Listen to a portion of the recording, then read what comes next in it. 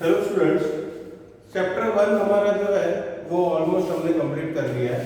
Additional exercise हमने उसकी बाकी रही थी जो फिजिकल क्लासरूम में देखेंगे। अब हम देख रहे हैं चैप्टर नंबर 2 जो है हमारा इलेक्ट्रोस्टैटिक पोटेंशियल एंड कैपेसिटर। ठीक है, ये चैप्टर जो है वो दो हिस्सों में बटा हुआ है। पहला हिस्सा है हमारा इलेक्ट्रोस्टैटिक पोटेंशियल और दूसरा जो हमारा कैपेसिटर।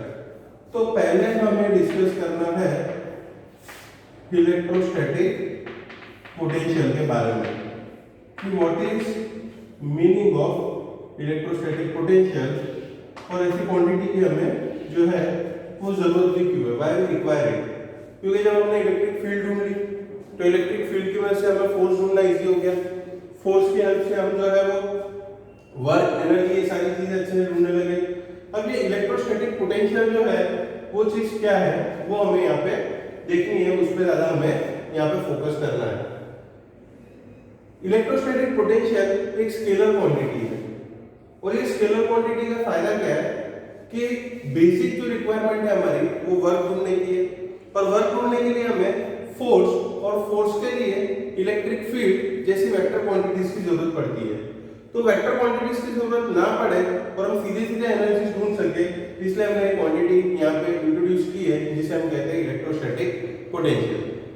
लेकिन ये भी हमें जानना जरूरी है कि पोटेंशियल क्या इलेक्ट्रोस्टैटिक फील्ड पे एप्लीकेबल है। तो हमें पता है कि पोटेंशियल जो है ये आपने पहले पढ़ा था 11th में ग्रेविटेशन चैप्टर में। पोटेंशियल जो क्वांटिटी है या जो स्केलर फंक्शन भी इसे आप कह सकते हो, पोटेंशियल स्केलर फंक्शन सिर्फ और सिर्फ कंजर्वेटिव फील्ड्स पे ही आप अप्लाई कर सकते हो। Potential can be applied only to what, conservative field. We all know that there are two kind of field और two kind of forces, conservative forces and non conservative forces. तो पहले ये जानना जरूरी है कि अगर इलेक्ट्रोस्टैटिक पोटेंशियल ऐसा कोई स्केलर फंक्शन मुझे इंट्रोड्यूस करना है तो इलेक्ट्रोस्टैटिक फील्ड जो है हमारी वो क्या कंजर्वेटिव फील्ड है या नहीं है। तो कंजर्वेटिव फील्ड हम किसे कहेंगे, which field is considered to be a conservative field. तो उसकी कुछ प्रॉपर्टीज है। Work done is independent of path. Work done in conservative field is independent of path, और वर्क डन जो है depends only on initial and final position. अगर ये characteristic follow करेगी तो उस फील्ड को हम क्या कहेंगे, कंजर्वेटिव फील्ड कहेंगे।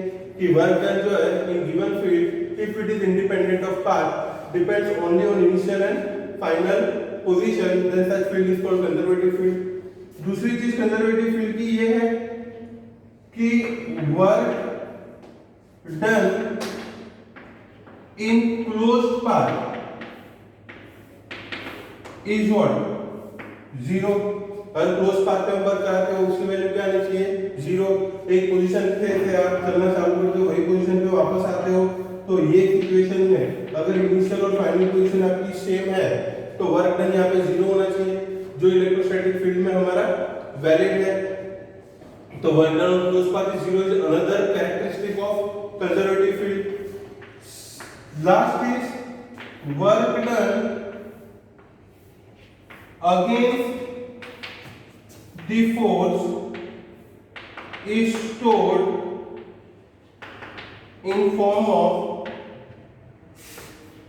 potential energy. Potential function or energy of particle related to that function is called potential energy. Work done against the force is known as what? It is known as potential energy. Gravity में हमें पता है कि ground से एक चीज को उठा के आप x हाइट पे लेके जाते हो, तो आपने वर्क जो किया mg फोर्स था डाउनवर्ड डायरेक्शन में, डिस्प्लेसमेंट ऊपर किया, यहाँ पे इसकी एनर्जी हम क्या लेते हैं mgh, force into displacement, which is nothing else but work done.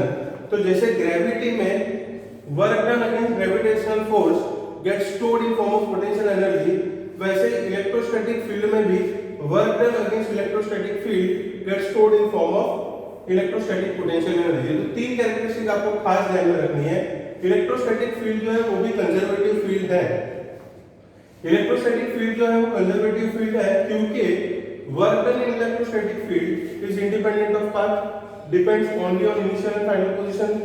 Secondly, work done in closed path, work done electrostatic field in closed path is equal to 0। आप किसी चार्ज को इलेक्ट्रोस्टैटिक फील्ड में एक position से move कराना चालू करते हो, पूरा उसको कोई भी कर्व पाथ या क्लोज पाथ पे लेके वापस वही इनिशियल पोजीशन पे आ जाते हो और टोटल वर्क कैलकुलेट करोगे तो उसकी वैल्यू हमेशा 0 ही आएगी because there is no change in its position.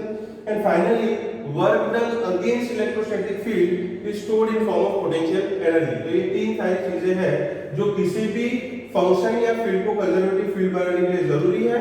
Electrostatic field में भी ये सारी चीज वैलिड है, इसलिए हम इलेक्ट्रोस्टैटिक फील्ड को कह सकते हैं कंजर्वेटिव फील्ड। याद रखिए ये statement, electrostatic field is a conservative field and because it is conservative field we can actually describe or define a scalar function which is potential to electrostatic field. Okay, now conservative field है उससे फायदा क्या होगा और potential का हम use कैसे करेंगे। देखिए मैं आपको एक छोटा सा इसका एग्जांपल देता हूं, उसके बाद जो है हम चैप्टर के अंदर आएंगे। लेकिन समझना जरूरी है कि पोटेंशियल का मतलब क्या है।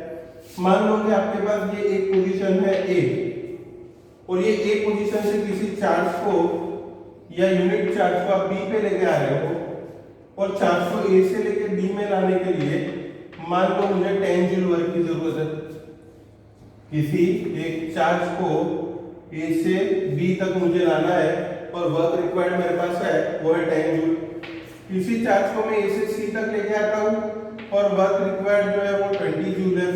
किसी चार्ज को मैं ए से डी तक लेके आता हूँ और वर्क रिक्वायर्ड है वो 30 जूल है। और इसी चार्ज को ए से ई तक लेके आता हूँ और वर्क रिक्वायर्ड है वो 40 जूल है।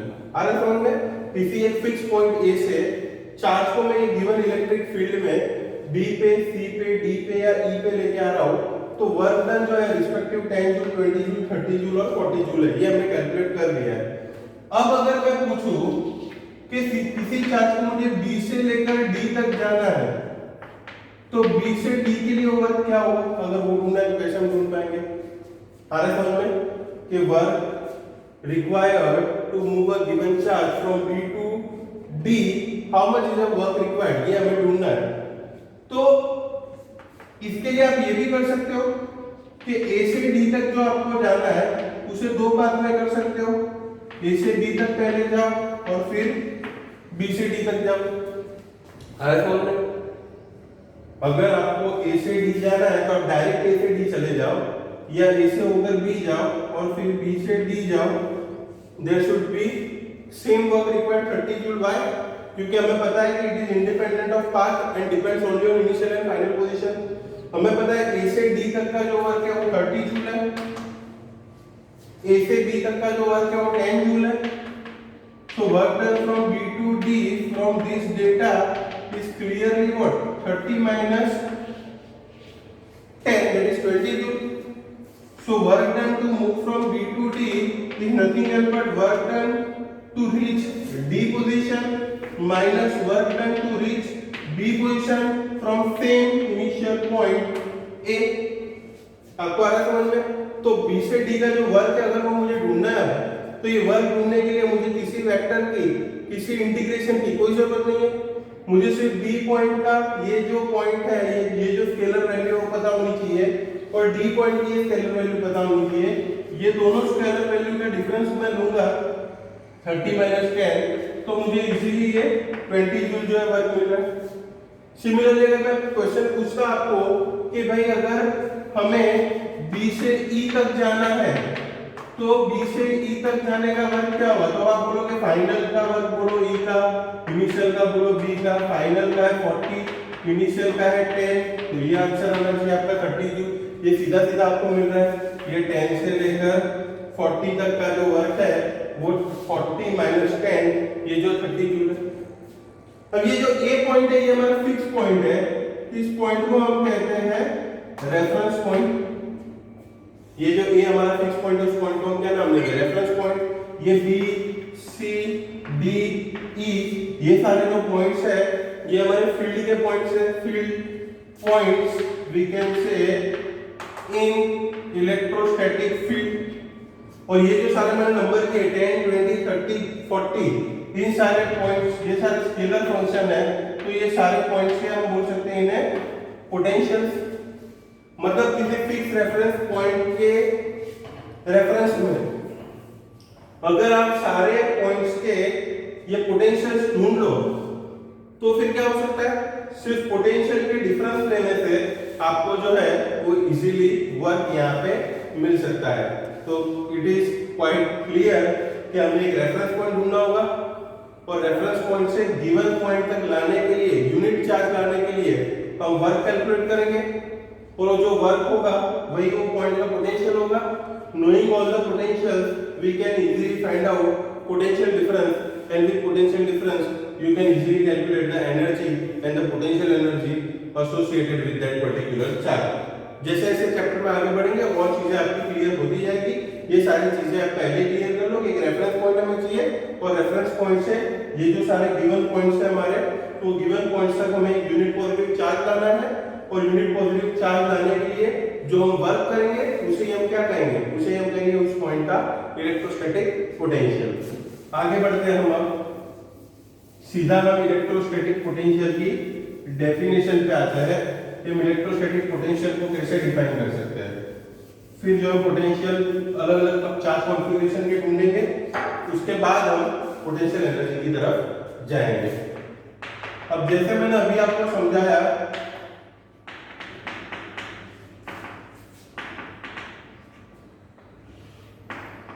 कि भाई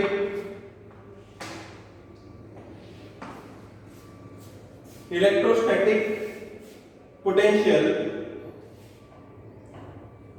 क्यों हम पहले इलेक्ट्रोस्टैटिक फील्ड में पोटेंशियल अप्लाई कर सकते हैं, क्योंकि इलेक्ट्रोस्टैटिक फील्ड एक कंजर्वेटिव फील्ड है। इलेक्ट्रोस्टैटिक पोटेंशियल की डेफिनेशन क्या है, it is work required to bring unit positive charge, unit positive charge मतलब कितना charge, +1 coulomb, work required to bring unit positive charge from infinity to given point in electrostatic field। Work required to bring unit positive charge +1 coulomb from infinity to given point in electrostatic field is called electrostatic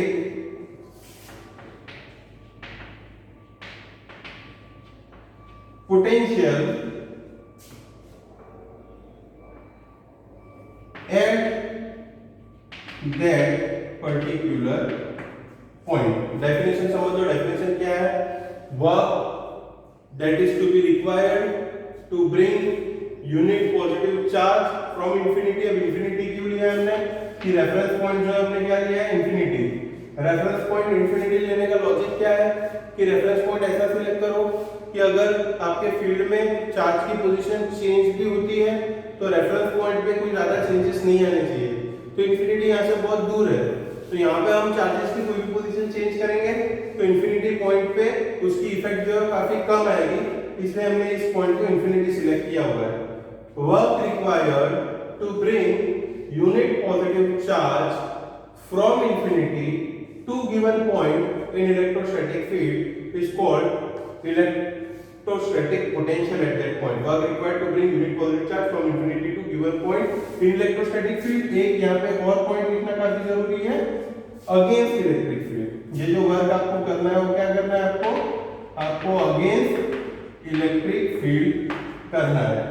work that is being required to bring unit positive charge from infinity to given point in electrostatic field against electric field is called electrostatic potential at that point. काफी important definition. अब अगर हम मान लें कि हमारे पास ये 3 dimensional space है, चलो ये 3 डायमेंशनल स्पेस और उसका ये सिस्टम का ओरिजिन 3 डायमेंशनल स्पेस का, यहाँ पे कोई एक पॉइंट है P, पॉइंट P के जो कोऑर्डिनेट है O के रिस्पेक्ट में वो है पोजीशन वेक्टर R, और अगर आपको इंफिनिटी से कोई यूनिट पॉजिटिव चार्ज को +1 कूलम कोई यूनिट पॉजिटिव चार्ज होता है, +1 कूलम कोई पॉइंट P पे लाना है, तो उसके लिए जो वर्क होगा अगेंस्ट इलेक्ट्रिक फील्ड उसी को हम क्या कहेंगे, electrostatic potential at this point P। तो बाय डेफिनेशन अगर हम देखना चाहे, by definition what is electrostatic potential at P, V at P? It is work required to bring unit positive charge from infinity to P। Unit positive charge किसके लिए आपको ये work करना है, Q की वैल्यू क्या होनी चाहिए, +1 coulomb. It is infinity to P, आपको 1 कूलम चार्ज को लाना है और उसके लिए जो वर्क होगा उसी को हम क्या कहते हैं, potential at particular point P।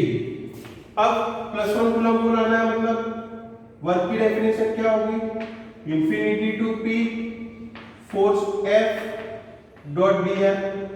Work तो हमें पता है क्या होता है, फोर्स इनटू डिस्प्लेसमेंट, तो यहाँ पे भी हमने यही किया है, वर्क जो है वो क्या है, force into displacement F dot dr। Infinity से लेकर पॉइंट P के लिए हमें F डॉट dr ढूंढना है, मतलब के वर्क ढूंढना है, फोर्स इनटू डिस्प्लेसमेंट ये वर्क है। लेकिन फोर्स की वैल्यू क्या है, वो भी हमें पता है, फोर्स क्या होता है, charge Q into E। Force क्या होगा in given electrostatic field, force क्या होगा Q इनटू E। तो अब पोटेंशियल क्या होगा P का, it is Q into E dot dr from infinity to P। लेकिन याद रखिए एक ये वर्ड मैंने ऐड करवाया था लास्ट में, अगेंस्ट इलेक्ट्रिक फील्ड, तो वर्क अगेंस्ट है तो अगेंस्ट दिस फोर्स है, तो यहाँ पे वो माइनस साइन भी आना जरूरी है। और Q क्योंकि हमने 1 कूलम लिया है तो ये Q भी 1 हो जाएगा, तो पोटेंशियल एट P की वैल्यू क्या होगी, -infinity to P electric field E dot dr। Is it clear, it is known as potential at P, it is minus integration infinity to P E dot dr। Similarly अगर मुझे potential at Q ढूंढना है तो मैं क्या ढूंढूंगा, integration infinity to Q E dot dr। आ रहा है समझ में, ये क्या मिला मुझे, पोटेंशियल एट P, दूसरा कोई पॉइंट है Q, तो वहां का पोटेंशियल मैं क्या लिख सकता हूं, इंफिनिटी टू Q, इंफिनिटी से पॉइंट Q पर लेके जाओ यूनिट पॉजिटिव चार्ज को अगेंस्ट इलेक्ट्रिक फील्ड और उसका वर्क कैलकुलेट करो E dot dr। So this are potential at P and this is nothing else but what, it is potential at Q। now is it clear, काफी simple चीज है ये। इसे read कैसे करेंगे हम, इसे सिंपली आप रीड कर सकते हो पोटेंशियल एट P, इसे रीड कर सकते हैं simply potential at P infinity to P E dot dr। यहाँ पे कैसे रीड कर सकता हूँ मैं इसे, potential at Q infinity to Q E dot dr। ये है P और Q के एब्सोल्यूट पोटेंशियल। एब्सोल्यूट पोटेंशियल का मतलब है कि जब भी आप किसी पॉइंट का potential with respect to infinity ढूंढते हो तो उसे हम कहते हैं एब्सोल्यूट पोटेंशियल। जनरली हमें एब्सोल्यूट पोटेंशियल की जरूरत नहीं पड़ती, हमें जरूरत पड़ती है पोटेंशियल डिफरेंस की।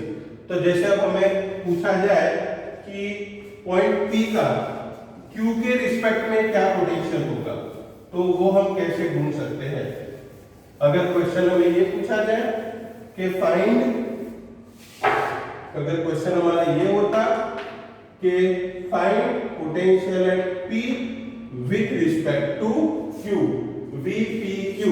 VPQ का मतलब क्या हुआ, potential at P with respect to Q, उसे कैसे लिखा जा सकता है, VP माइनस VQ, उसे लिखा जा सकता है VP माइनस VQ। VP क्या है हमारा, minus infinity to P electric field E dot dr, minus minus plus infinity to Q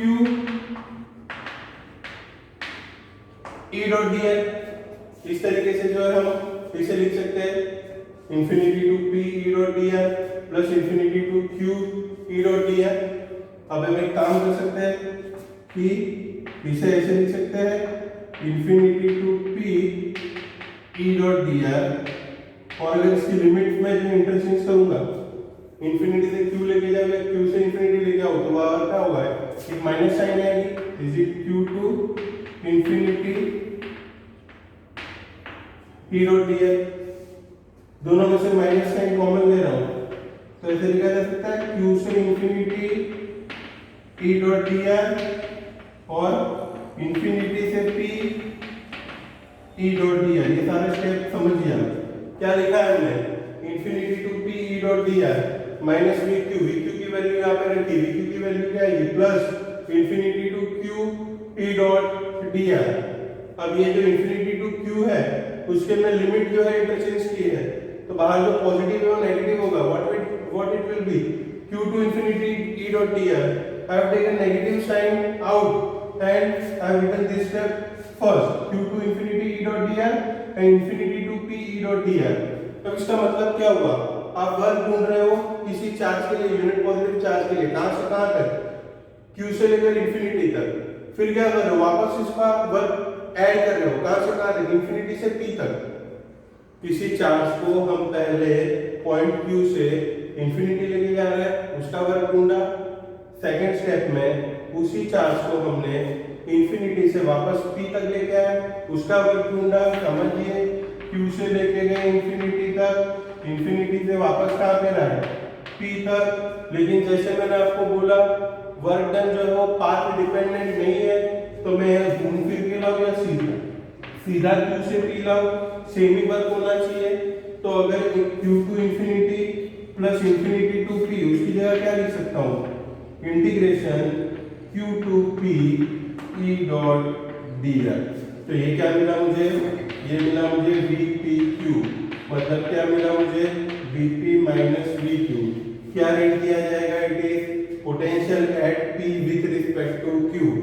तो इसे कैसे लिखा जाएगा, इलेक्ट्रिक फील्ड के फॉर्म में minus integration of, lower limit क्या होगी आपकी, लोअर लिमिट होगी आपकी रेफरेंस पॉइंट जिसके रिस्पेक्ट में आपको पोटेंशियल ढूंढना है।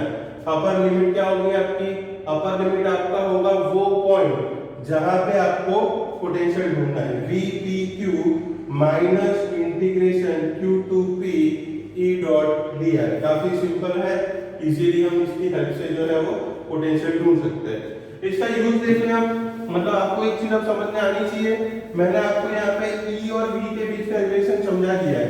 तो आपको अगर इलेक्ट्रिक फील्ड दी जाए तो इलेक्ट्रिक फील्ड की मदद से आप क्या कर सकते हो, इजीली पोटेंशियल जो है वो ढूंढ सकते हो। ठीक, उसका एग्जांपल ले लेते हैं हम लोग। एक एग्जांपल, सिंपल एग्जांपल ले लेते हैं कि मान लो कि इलेक्ट्रिक फील्ड मुझे दी हुई है 100 x i कैप। ये जो मुझे इलेक्ट्रिक फील्ड दी हुई है 100 x i cap, of course उसकी यूनिट क्या होगी, न्यूटन पर कूलम।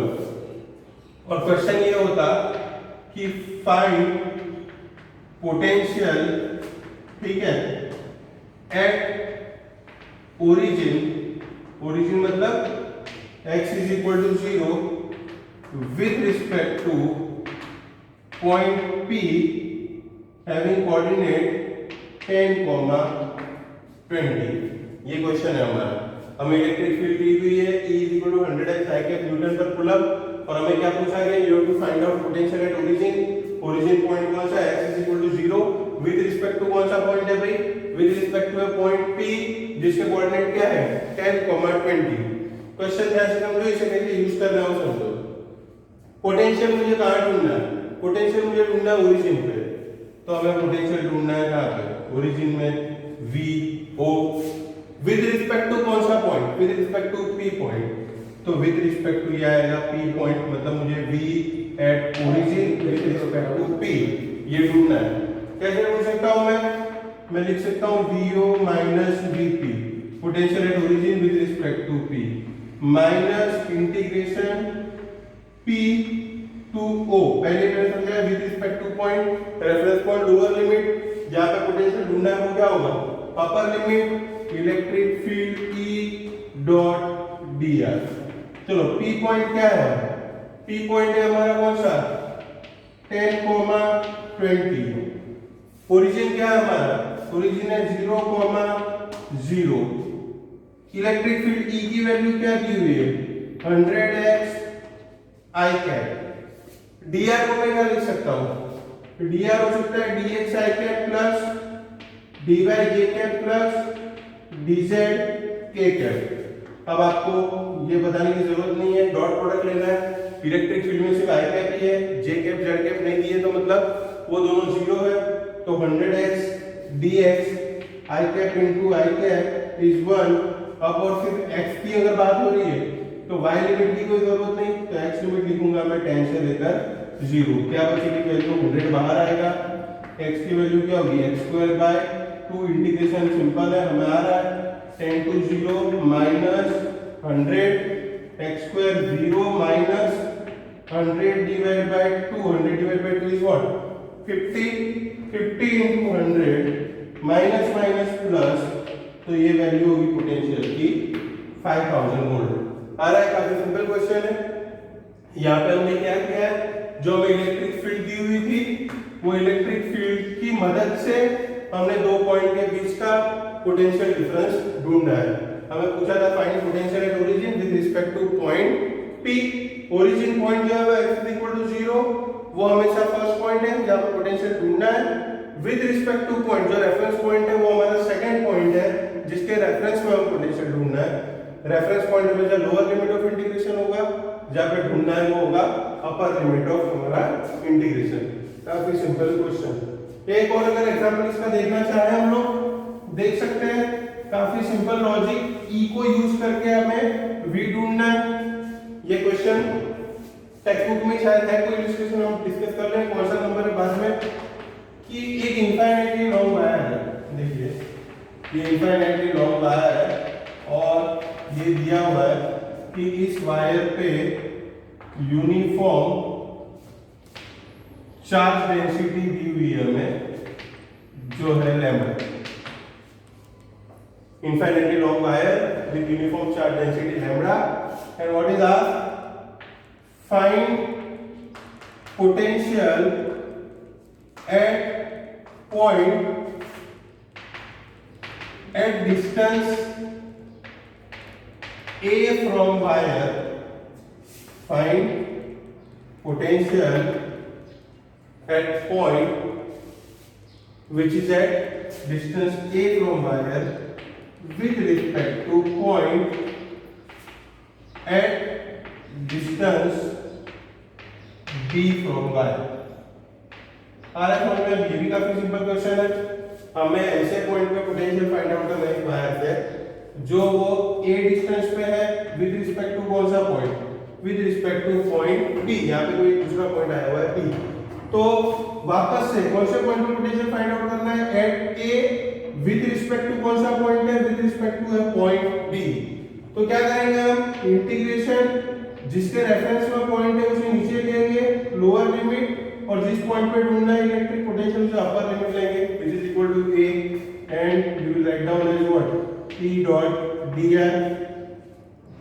यूनिफॉर्मली चार्ज वायर, उसका पोटेंशियल क्या होगा, या इलेक्ट्रिक फील्ड क्या होगा, ये हमने फर्स्ट चैप्टर में देख लिया है। आप वापस से रिवाइज कर लीजिएगा क्या है इलेक्ट्रिक फील्ड की वैल्यू, वो होगी lambda upon 2 pi epsilon 0 r from b to a into dr। dr का भी डायरेक्शन r कैप, फील्ड का भी direction r cap. r cap dot r cap क्या होगा 1। यहाँ पे जो कांस्टेंट दीजिए है लैम्बडा बाय 2 पाई एप्सिलॉन 0, वो बाहर आ जाएगी। Integration b to a 1 by r dr। 1 by r का इंटीग्रेशन क्या होगा, 1 बाय r का इंटीग्रेशन होगा natural log r from b to a minus lambda by 2 pi epsilon 0 natural log a by b लिख सकते हैं। Natural log a minus b मतलब natural log a by b, और ये अगर माइनस को अंदर लेके जाओ तो ये क्या होगी value, lambda by 2 pi epsilon 0 natural log b by a। ये क्या मिला मुझे, potential at point a with respect to potential at distance point B। ये दोनों क्वेश्चन ध्यान से देख लीजिए। यहाँ मैंने आपको एक बेसिक चीज समझाई है कि अगर हमें इलेक्ट्रिक फील्ड दी गई है या हमें इलेक्ट्रिक फील्ड किसी चार्ज कॉन्फ़िगरेशन की पता है, तो यूजिंग दैट इलेक्ट्रिक फील्ड हम जो है किसी पॉइंट पे पोटेंशियल या किसी दो पॉइंट के बीच का पोटेंशियल डिफरेंस ऐसे ढूंढ सकते हैं। काफी ये सिंपल एक हमारे क्वेश्चंस होते हैं। अब इसके आगे हम बढ़ेंगे